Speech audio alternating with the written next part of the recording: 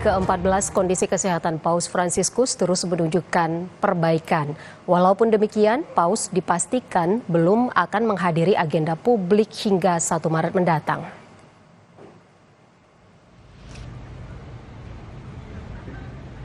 Pada Kamis malam, kantor pers Tahta Suci menyampaikan kondisi klinis Paus Fransiskus terus menunjukkan perbaikan. Paus juga disebut menunjukkan semangat untuk sembuh dengan tetap bekerja sembari menjalani perawatan medis. Sementara itu di alun-alun Santo Petrus, setiap malam umat Katolik berkumpul untuk berdoa bagi kesembuhan Bapa Suci dengan kegiatan doa Rosario yang dipimpin oleh berbagai kardinal. Dewan Kepausan untuk Dialog Antar Agama Tahta Suci Vatikan, Romo Markus Solo Keuta menyebut Paus tahu dan berterima kasih atas doa dan dukungan yang disampaikan padanya. Walau demikian, agenda publik Paus masih ditunda hingga 1 Maret mendatang. Paus Fransiskus tahu baik bahwa di luar sana, di luar rumah sakit, ada begitu banyak orang yang berdoa dan juga menderita bersama beliau, menunjukkan solidaritas, compassion dengan beliau, sebuah kata penting yang beliau bawa ke Indonesia waktu itu. Nah, semuanya itu beliau tahu, ada laporan-laporan, dan beliau selalu mengucapkan terima kasih untuk semua doa. Bayangkan, di dalam situasi biasa saja, dari awal masa kepausannya, beliau selalu menyampaikan satu hal pada akhir pertemuan. Ya, beliau selalu katakan, pray for me, prega per me, doakanlah saya. Dan dalam situasi yang begitu sulit saat ini, lebih banyak lagi beliau menekankan hal ini. Dan beliau begitu berterima kasih atas semua doa dan semua dukungan yang diberikan, baik di dalam lingkungan Gereja Katolik maupun juga dari pihak-pihak lain yang tidak seiman dengan kita umat Katolik. Lalu bagaimana kondisi terkini di Vatikan? Kita bergabung dengan kontributor Kompas TV di Roma, Italia, Antonius Agnandito. Selamat siang waktu Jakarta. Anin, bagaimana kondisi kesehatan Paus Fransiskus di hari ke-13 ini? Baik, selamat siang Ivo. Memang hari ini menandai hari ke-13 sejak Paus Fransiskus dirawat di Rumah Sakit Gemelli. Ya, terkait kondisi kesehatan Paus Fransiskus sendiri, memang sesuai apa yang sudah disampaikan Ivo tadi, ada perbaikan kesehatan dari Paus, setiap hari semakin membaik kesehatan Paus. Namun Paus masih terus melanjutkan terapi oksigennya, dan memang yang perlu selalu ditekankan adalah prognosis untuk memastikan kesehatan Paus memang bukan proses yang mudah. Jadi memang butuh waktu dan butuh untuk terus dipantau kesehatan Paus.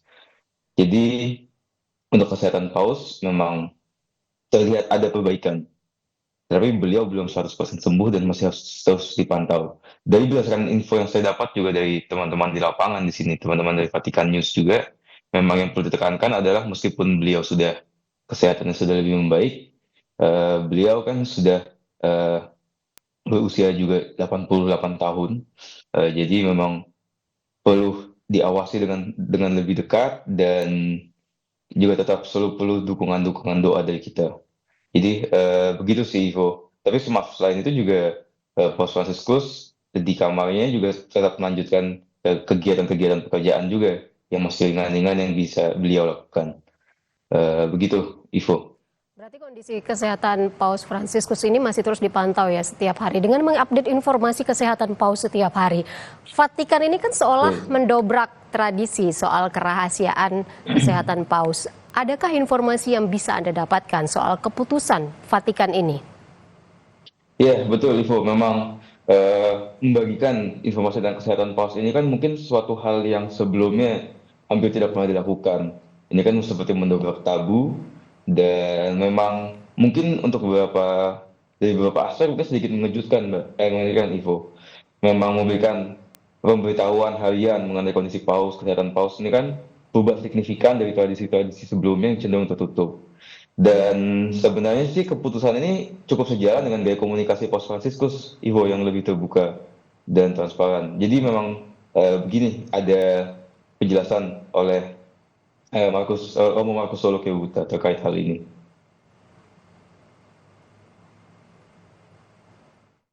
dan Paus Fransiskus ini terkenal sebagai seorang yang bisa berbuat sesuatu yang berbeda dari orang-orang sebelum dia, dan ini salah satu contohnya. Saya yakin inilah satu bentuk kedekatan beliau dengan umatnya yang begitu merindukan dia dan ingin tahu seberat apa, seringan apa penderitaan yang sedang beliau alami. Dan ini ingin beliau sampaikan kepada mereka secara terus terang, secara jelas, sehingga umatnya tidak harus bertanya-tanya dan berdoa dalam kegelapan. Kan biasanya kan ini lebih pengalaman pribadi kita juga, kalau kita ingin berdoa untuk seseorang, kita juga ingin tahu namanya, penyakitnya itu seperti apa, sehingga di sana ada sebuah kedekatan emosional yang lebih berpengaruh dalam doa. Sehingga ini suatu keuntungan yang besar bagi umat dari sikap Paus Fransiskus seperti ini. Lalu yang kedua, ini adalah juga punya nilai edukatif tersendiri. Dengan ini kan Paus juga bisa memberikan pelajaran kepada kita yang lain. Kalau seandainya kita berhadapan dengan penyakit seperti ini, bagaimana kita seharusnya menghadapinya. Iya, jadi memang Ivo, beliau Paus Fransiskus ingin memastikan bahwa seluruh umat Katolik dan seluruh orang yang mendoakan beliau di seluruh dunia bisa mendapatkan informasi akurat tentang kondisinya. Jadi sehingga dapat mengurangi spekulasi-spekulasi atau hoax dan kekhawatiran yang ada dan yang mungkin sebenarnya tidak perlu untuk beliau. Selain itu juga di era yang digital ini kan informasi dapat dengan cepat menyebar ya. Jadi memang ini suatu langkah oleh Vatikan juga untuk memang melawan informasi-informasi salah atau mungkin kurang akurat yang disebar di media sosial. Jadi memang selain itu kembali lagi ini sejalan dengan langkah atau gaya komunikasi Paus Fransiskus sendiri yang mendekatkan keterbukaan dengan umat-umatnya. Jadi memang iya, ini mencerminkan adaptasi Vatikan terhadap tuntutan keterbukaan umum di zaman yang modern ini, Ivo. Begitu. Ya, kondisi kesehatan Paus Fransiskus sudah mulai membaik, namun masih dalam pengawasan ya tim kesehatan di sana. Yeah. Kontributor Kompas TV Antonius Agnandito melaporkan langsung dari Roma, Italia. Anin, terima kasih banyak atas laporan Anda.